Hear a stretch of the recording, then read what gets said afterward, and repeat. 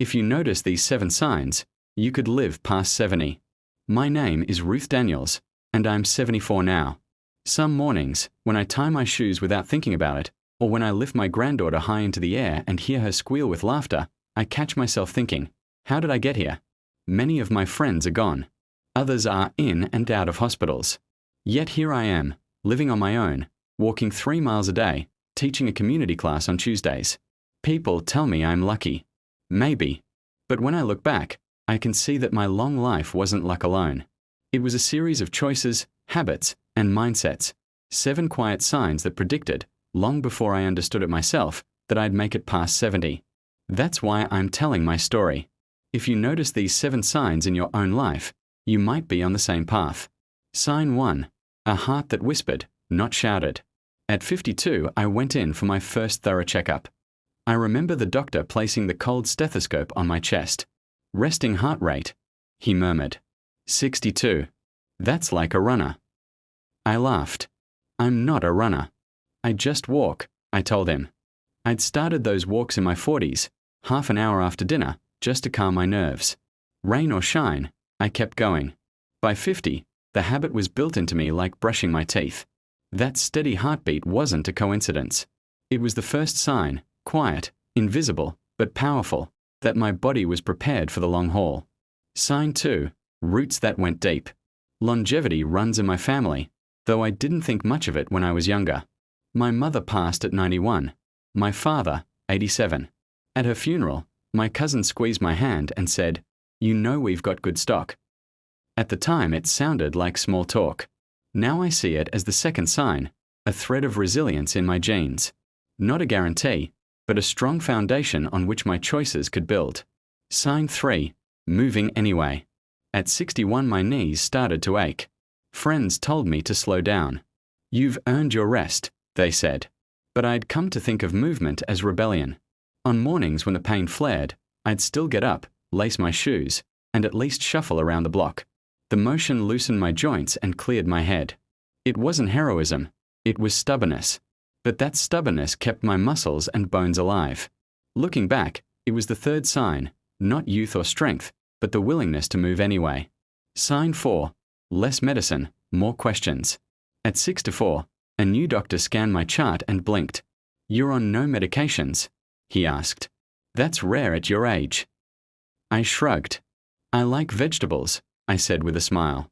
It wasn't that I avoided medicine at all costs. It was that I asked questions. I'd seen too many friends get one prescription to fix a side effect from another prescription. So I pressed for lifestyle changes first, pills later. It didn't make me invincible, but it kept my list of medications short, and that was the fourth sign. Sign 5. A circle of voices. At 66, my husband passed. The silence of the house pressed down on me like a heavy quilt. I could have stayed in it, shrunk into it. Instead, I joined a book club at the library. Every Wednesday we argued about novels, swapped recipes, laughed until our sides hurt. I didn't know it then, but that laughter was medicine too. Research shows that connection buffers the heart and brain against aging. My circle of friends became my fifth sign, a network of voices holding me up. Sign 6. Learning new tricks. At 68, on a whim, I signed up for a beginner's Tai Chi class. The instructor was 30. I was twice his age and twice as stiff.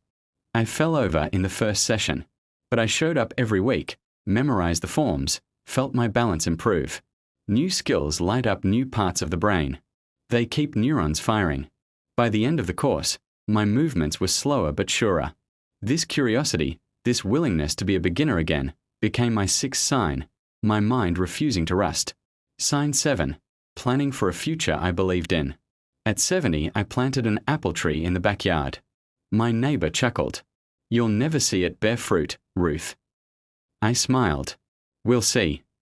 Planting that tree wasn't about fruit. It was about sending a message to myself. I still expect to be here. Purpose is a powerful predictor of longevity.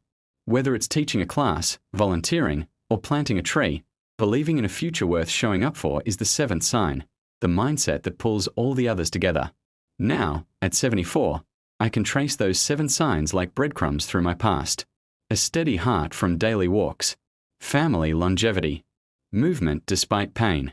fewer medications through asking questions, a circle of friends, a curious mind, and a sense of purpose. None of them alone explains my age. Together, they formed a quiet, sturdy path toward a life that could last. I didn't think of them as signs at the time.